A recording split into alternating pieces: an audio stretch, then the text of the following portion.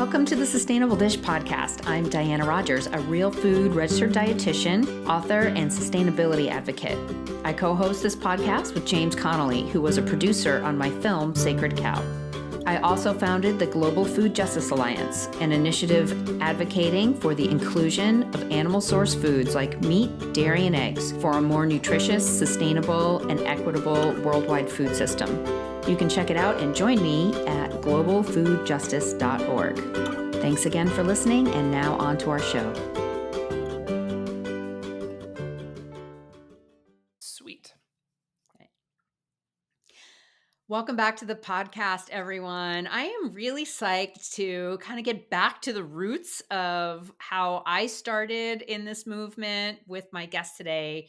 So for those of you who've been following me for, the span of my sort of professional online career, everything kind of started with just images from my farm and tips for homesteading. And I ended up writing a book about it. And then Liz Wolfe and I had a show for the longest time, Modern Farm Girls, where we featured so many homesteaders and experts. Shannon Hayes comes to mind, a bunch of other people. So we're getting back to that. And I'm so psyched to have with me Jill from Prairie Homestead, coming to us from Southeast Wyoming. And I was recently on her show and she's coming on mine. So welcome, Jill. Yeah, thank you. I'm so excited to be here, Diana. Yeah. So for folks that aren't familiar with your blog, give us, the quick rundown and then maybe a little more deeply into how you turn this into like a profession for yourself. Yeah, so definitely an unorthodox beginning for me. I never intended to be a blogger when I grew up. Like, who did, right? So I'm I guess you could say one of the OG homestead bloggers, kind of like you back in the day. I remember your blog when I was doing my thing and at the height of the blogging era. And so it's called the Prairie Homestead. I started it back in 2010, and it was really just an outlet for me. We had just bought our homestead about 2 years prior, and I had a brand new baby, and I was 40 miles from town, and I didn't have any friends. And so it was really just to keep myself from losing my ever-loving mind and having all the walls close in. So it started off just like an online diary, keeping tracks of my failures and my successes in the kitchen and in the garden. And then lo and behold, a couple years into it, and I make it sound really fast and easy. As you know, building anything is not fast and easy, but fast forward to the good parts. Couple years into blogging, I realized that I really liked it. I really loved creating, especially in an online format. And I also realized that, if I provided value to people, they were willing to compensate me for that. And it felt really good to be able to give, people what they needed to help solve their problems, and became a little bit of a business, and it's grown into a whole lot more. But that's the beginning story, I guess. Yeah. And so did you grow up farming? Like, how did this all come about? No, I actually didn't. I was raised very conventionally, a little neighborhood, the 90s. We ate all the normal food. We didn't do anything too crazy. I was homeschooled, so maybe that was the extent of my weirdness. But ever since I was a little girl, and I say weirdness with a fondness because I also homeschool my kids. So that's weird is a good thing for me. Yes. Just in case someone didn't know. But I've always had this very strange draw towards rural living. Ever since I was like 3 years old, it's all I wanted. I wanted to live in the country. I wanted to have horses. I wanted to do those sorts of things. And my parents were just like, we're good.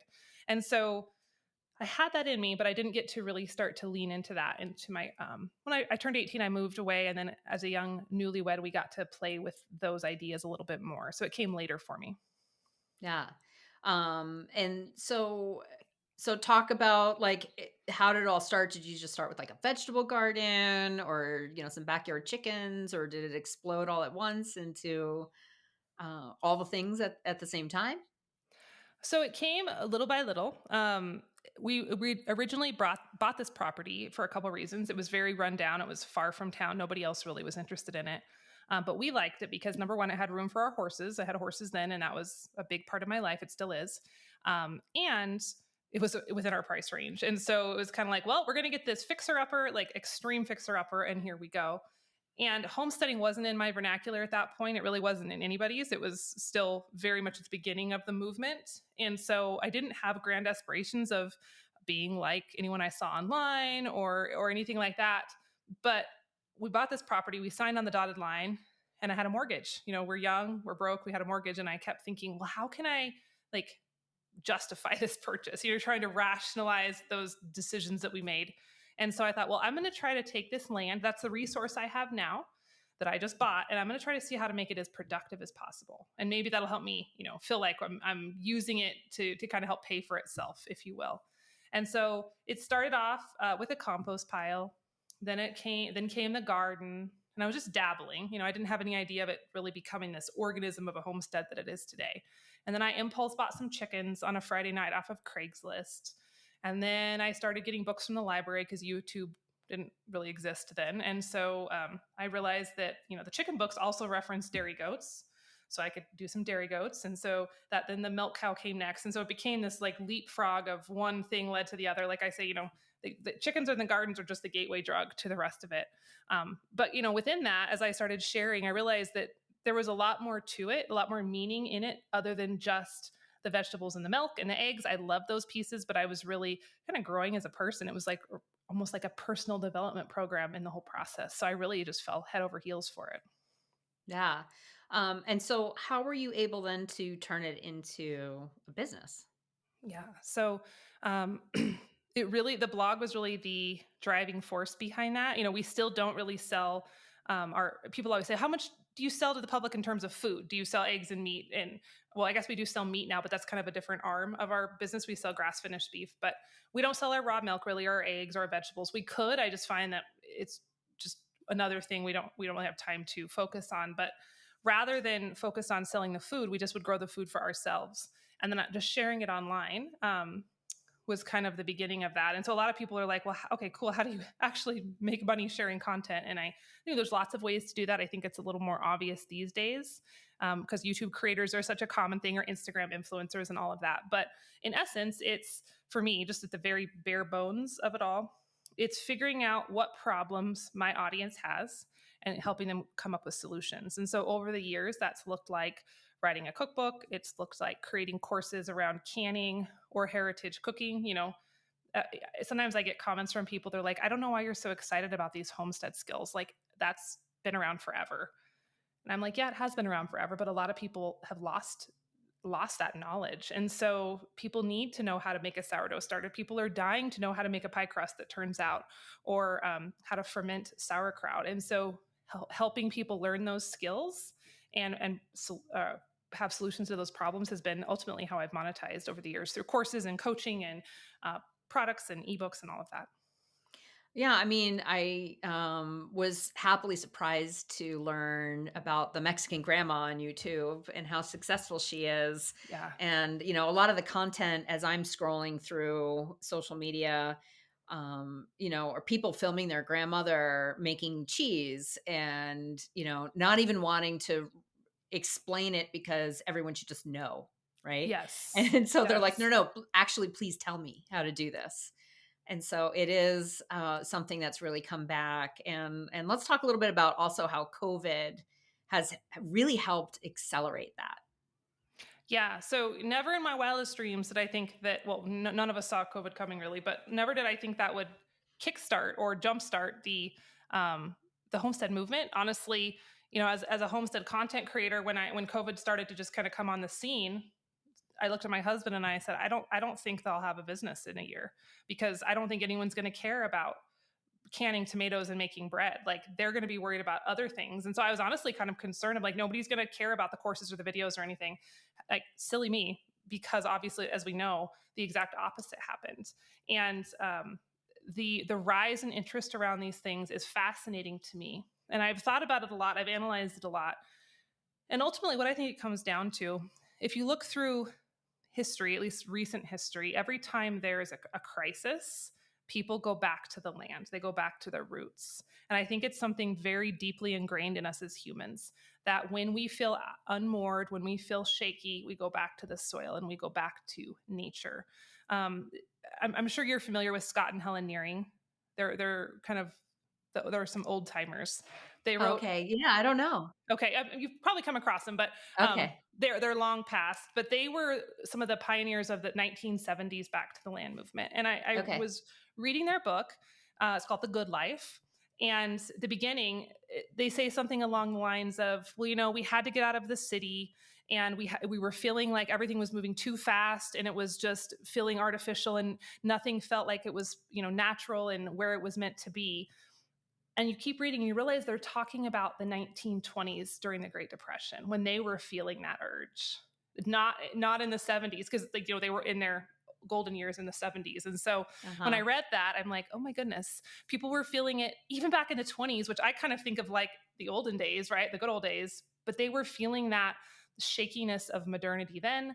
We felt it again in the 1970s. We're feeling it again now during the COVID years. And so I think it's what humans do. I think it's how we reach for that meaning. It's how we reach for that purpose. And I think it's ultimately a really good thing. It's interesting that it's the same time difference from the 20s to the 70s to Yeah. now. Isn't that fascinating? That is fascinating. Mm-hmm. Yeah. So what were some of your, uh, you know, most popular requests, especially during COVID? Yeah. So bread, like who would Yeah. have thought? And it's so funny because, going into COVID, everyone was gluten free, or a lot of people Hmm. were gluten free. And then all of a sudden now everyone's, flour is out of stock because everyone's making bread. I think as bread is such a comfort food, I also think the tactile nature of bread, there's something that's very comforting. If we look at what happens in our brain when we use our hands to create, it's more than just Mm. the bread that we get to eat. There's something that's really reassuring about that. Maybe Um, also because it takes a long time and people just had a lot of time in their hands, like around yes, the house. Yeah. for sure. Yes. Sourdough, I think most people see sourdough as like, oh my gosh, it's this lifetime commitment. When during COVID, everyone was like, well, what else do I have to do? Is just sit here and watch the sourdough starter. So it worked out well. Worked out well. But yeah, I did a very simple bread recipe. I put it up on YouTube. It's called like all purpose bread dough. I do a lot of sourdough, but for this one, I was like, people are just trying to get their feet wet. So I just did it with regular yeast. And that silly video went viral. It's one of the most viral pieces of content I've ever had. And it is like the most basic bread dough. You can find that in any Betty Crocker or, but cookbook in existence. But I just showed them how to do it. I talked them through it, and people went nuts over it. Anything I would do around gardening, I remember I had a seed company I was working with, and I actually had to stop promoting the seeds because they completely sold out. You couldn't get chicks locally. Anything around chickens was going crazy. People were all getting the backyard chicken coops. And so I think a lot of it, when what people were getting most excited about, was related to that feeling of security and sufficiency. So they didn't have to feel like they were so Mm. dependent on the outside world, which felt pretty scary and foreign at the time. So I think people are just, kind of building that little cocoon of safety around themselves, whether that's real or it's imagined. I feel like the end result's kind of the same. Yeah. Well, I know that I learn best by watching someone do something instead of reading about it.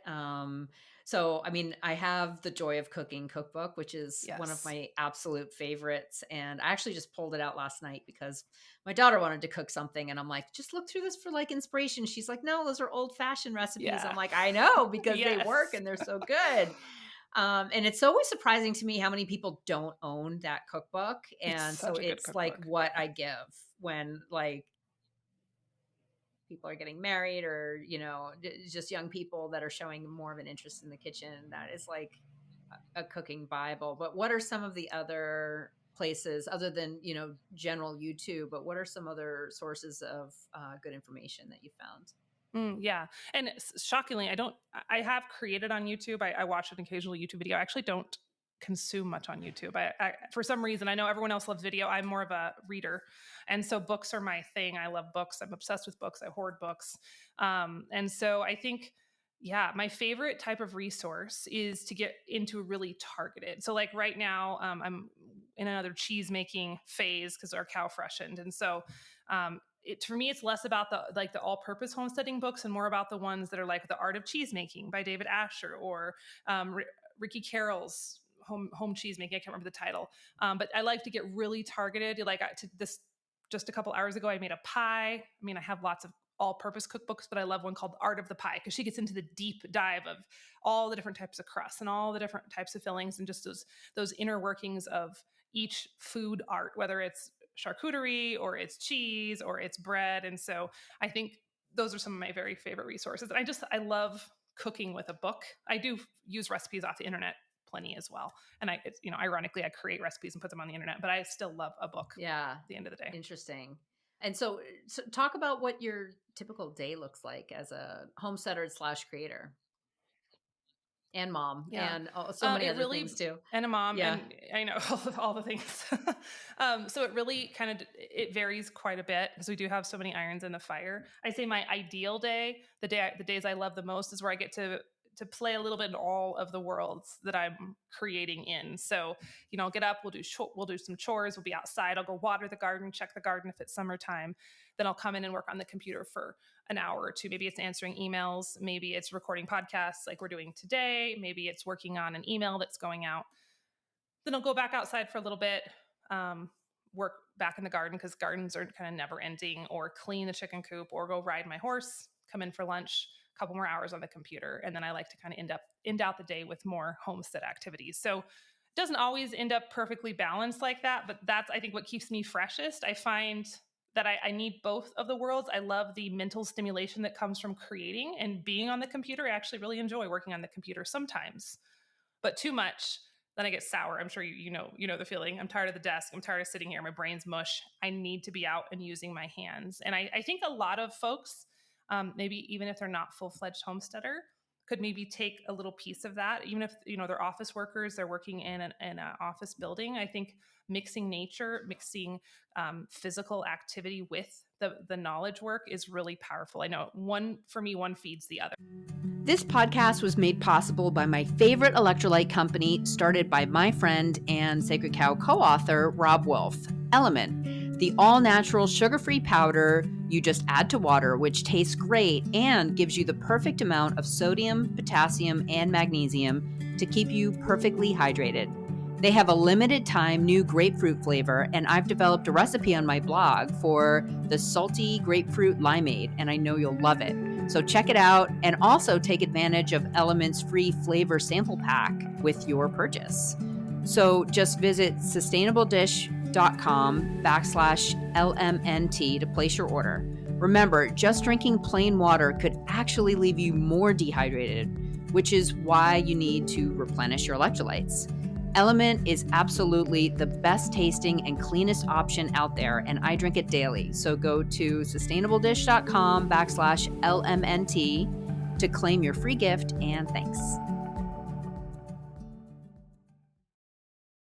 Okay, we got briefly interrupted there, but we're going to dive back in. So let's talk about how easy it can be. I know there's a lot of people that I think maybe it feels inaccessible. And, there's certainly a lot of perfect looking homesteaders out there with like the, perfect minimalist slash, I don't even know what the aesthetic, is there a word for the homesteading aesthetic? Um, Maybe there is. I've heard it. Well, cottage core is kind of in that realm. Have you heard the word cottage core? Cottage core. Cottage core. It's like cottage but hardcore. It's Oh, like this mix. It's a very distinct, like, but it's very aesthetic. It's beautiful. It's extravagantly aesthetic. And homesteading, there's a number of homesteading accounts that kind of dip into that world. Yeah. yeah. It's like, there's definitely, I can imagine, it's almost like I'm so rich that I am poor at the same time kind of look. Like, Yes. and I have all the time in the world to make everything look perfect, and but life is not like that. And Yeah. so us OG people can show it in a much more real way. But I think there's an intimidation that some people have, and they don't realize that, even if you are living in an office, you know, working a normal job, there are little ways you can break into it, whether it's making coleslaw out of cabbage from the grocery store, or volunteering at a farm, or having containers. There's little things. So what are some of your like tips for people that, can't full on homestead full time, but want to dip their feet in, other than obviously making bread is a really easy one. That's probably why that was such a Yes. popular video for you. Yes. So I always recommend people start with food. Obviously bread is food, but just consider where you can mix up your food buying choices. I know you guys talk about this so much on the podcast, where we're eating 3 times a day. You have choices to make 3 times a day, whatever those may be. And you can affect a lot of change in your family and in your health and in your pocketbook just by those simple choices. And so, of course, bread is one. Sometimes it's just a matter of where are you buying your ingredients. Like homesteaders, we're all about usually growing them, but also we can source them locally. Can you connect with a local farmer or rancher? Can you get to know people at your farmer's market? I'm finding, and not all areas are the same, but there's like local food cultures that are really starting to grow and build in many, many areas that didn't have them previously. And sometimes it just takes a little time to kind of figure out who's who and where to go and where to get the things. And so that can be a very homesteader-ish activity that doesn't require land or a cow or, a tractor. And you can start doing that. The other big thing I think everyone should do, and I'm going to be so bold to make that blanket statement, I think everyone needs to grow something somehow. Even if it's a pot of basil in your window, even if you live in an apartment, there's something so crucial for us as humans to be connected with the soil in some way. And even if it's as simple as a plant in a pot, I believe it's really healthy for us, mentally and physically, to have that connection. Does a lot for us in those other areas. So grow something. Put maybe instead of your front yard, you put in some raised garden beds. If you live in town, you mix edibles, like edible food plants into your landscape. I have to say edibles, and I was like, wait, I need to I know, that's not quantify what you that. meant. Plants that you can eat on your plate. There are no edible There trees are out no there. trees. Well, I guess there are edible plants, I mean, but yeah, yeah. things like, I don't know, artichokes, like perennials, Yeah. edible perennials, things in there. Anyway, put that in your Yeah, but one landscaping. thing Yeah, I've seen a lot of people get really fired up about, that I just get such a like sad feeling when I see, are these like little pods with fluorescent light that you can just pop in your plant, yeah, or the self-watering plant containers that I get ads for on yes, Facebook, where that's really just going to kill your plant. And yeah, what a great model, because then of course they have to come back and they think it's their fault for killing the plant, when right. really, like, plants do not want wet feet and It- wet roots, yes, the whole time. yes, But there is nothing organic or homesteader-ish at all about these like basically K-cup herb dispensaries that people, and here yeah. we are using Another another term. drug reference, but you know what I'm talking about. Yeah. These, I don't even know what they call them, but they're not, they're just chemical. You might as I would rather you just go buy them from an Yes, actual farmer for than sure. think that you're doing anything sustainable or healthy by You're growing, I know they're growing in supporting these air or growing, companies. I know, and that's a really good point, because because homesteading is growing, there's a lot of companies trying to capitalize on that. And I'm not always against that. So sometimes they're solving problems, but what I see is a Yeah, lot of yeah. gimmicks, right? And that's a gimmick.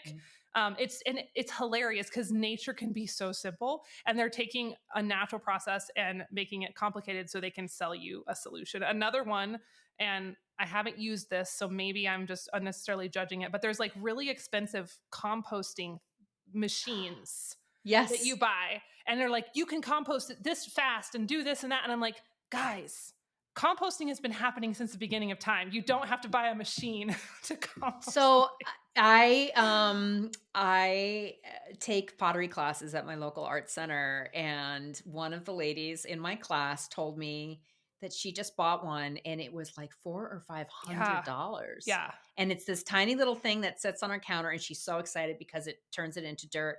And I'm like, you can just go outside Yeah. and do that Yeah. yourself. And you don't have And to use electricity and to do also, it. I was curious. I said, "You don't have to add leaves or any other kind of, like, dry matter to it, because I don't understand how it's turning kitchen Yeah. scraps directly in, just." She says, "No, no, it just turns it right into soil by cooking it." And I'm like, "Oh, is there something wrong with how you just described that, Yes. and the price of this thing and the promise that it's making? It just doesn't sound right to me." Yeah. No, I'm right with you. I'm like, yeah, I think I even went to the website at one point because I'm like, how the heck does this thing work? I'm like, I got to figure it out. I couldn't figure it out from the website because, like, where's the carbon? Where's the night? Like, where's the whole Yeah. thing? It's more missing a piece here.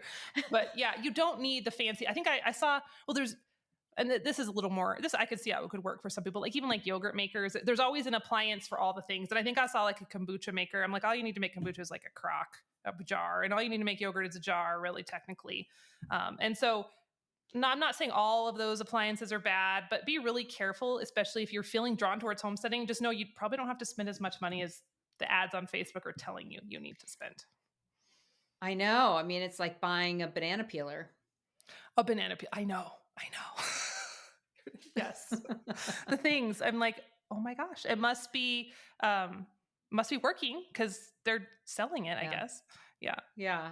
So Yeah, I mean, it's certainly some of the chicken coop stuff that's out there makes it easier to have backyard chickens. Like I've seen some really innovative stuff in the chicken coop world. I guess there must be whole homestead festivals and fairs now at this point. yes, I actually just got back from one in Tennessee. There was like 5,000 people there. It was Wow. unreal. And then there's another big one in Virginia. Um, so yeah, just to see that mass of people celebrating this movement it's almost just mind-boggling to think of where it was, 10 years ago versus now. Yeah, that's really fascinating. What do you think is the future? What's coming up for you, and then also where do you see this movement going? Yeah. So, what's coming up for me? It's funny. As a younger entrepreneur, I always would have like, I'm going to hit this benchmark here and this benchmark here and bam, bam, bam. And I still have goals. I'm a big believer in setting goals and targets, but I'm a little bit more like organic with things. I feel very called to continue to share this lifestyle with others, and not maybe is, I mean, not just the tangible skills, but also the deeper benefits that come with it. Like I feel very, very drawn to that. I feel like that's what I'm supposed to do right now. I don't know where that will where it will take me. I have some fun things on the horizon. I have a book coming out that it's along those lines. I always have some different opportunities in the works, but I'm very open, and I feel like that will it will be what it needs to be. As far as the movement itself, um, I really, really hope that it's not just a flash in the pan that was a reaction to the pandemic. And I don't think it is. I mean, the cynical side of me worries about that, but I really do think there's some lasting value here when I see how many people are being drawn into this, and how strongly they feel about it. But what I would love to see is that this movement continues to grow. And it's not that everyone needs to move to 60 acres and get a cow, but I hope they start to just see how they can move through their own lives with intention. Where they are now, living in town, living in the suburbs, living in the cities, how can they be more mindful of what they're eating and how they're connecting to the world around them, and how we're treating the environment, and the choices we're making with our dollars. And I think if we can get more people just to be aware, there's just a sense of awareness that can be missing in our modern culture. And if we can just increase that awareness, I think a lot of really important changes could happen in our culture. And so I'm just championing that at the moment and hoping just to help people become more mindful of those choices. Yeah, so for the folks that are listening that don't know already about your feed or my homesteading book that I wrote a while back. Yes. And I've really moved away from that and gotten more sort of like I'm going to just change how the food system and Yeah. all of that. But uh you know what are some of your favorite resources that you can just list off that people can learn from? Yeah. So, again, I'm a big book person. So, Windleberry, I just adore Windleberry. If you need a dose of inspiration and this, just getting your mindset, kind of questioning the paradigm you're in now, Unsettling of Yeah, let America. me Yeah. Go ahead. let Go me ahead. stop you on that one too. So yeah, you mentioned, I didn't mean to interrupt, but the Unsettling of America, that is the book that my ex-husband read that just made him decide to become a farmer. Yeah. And there's a great documentary film that's about him called Look and See. Oh, And actually Nick Offerman, who narrated my yeah. documentary, it was the producer of that. And the whole reason I reached out to him in the beginning is because he's such a fan of Wendell Berry, and he has now done the recordings. So you can get audiobooks Oh, read my by Nick goodness. Offerman. How did I not know this? Oh, my gosh. Yes. Mind is blown. Nick is a huge, like, legitimate Yeah. supporter of sustainable agriculture and totally in love with Wendell Berry. And he's not so much a how-to person; he's more of a worldview, Yes. like agronomy essayist, agronomist writer kind of Yes. thing. Yeah. Yes. And wait, so Look and See is a documentary about Wendell Berry. And interestingly, yes, Okay. he was not in the documentary. And you wouldn't even pick up on that necessarily, but he didn't wanna be in it. He Sure. didn't wanna be featured in it, because he doesn't like things necessarily about him. So they feature interviews with people who know him, and there's a lot of woodcut engravings. It's a beautifully Mm, done documentary, really moving, like will bring you to tears, I'm sure. okay, awesome. This is life-changing, Diana. Oh my gosh. And the opening scene is just what you described when you mentioned that couple talking about the 20s, Yeah. and life being too busy. Like, the opening scene, I will never forget, and it's probably been 4 or 5 years since I've seen that documentary, but, that's the opening scene. Okay, I'm putting this on my list. We'll be watching it this Yes. weekend. Yeah, So, we'll have a okay. link to it in the show notes too, and I think Awesome. in order to watch it, you actually have to go to the film's website. I don't believe Okay. that it's available, like, on any of the streaming services. Okay. Yep, that's easy enough. Yeah. We can do that. All right. Yeah. Awesome. Yes. So Windowberry, and I guess Yeah. to anyone listening, I'm kind of in this stage of homesteading where I'm less how to and more like bigger picture philosophy. So that's kind of where my mind is at. So that some of these resources are kind of along those lines.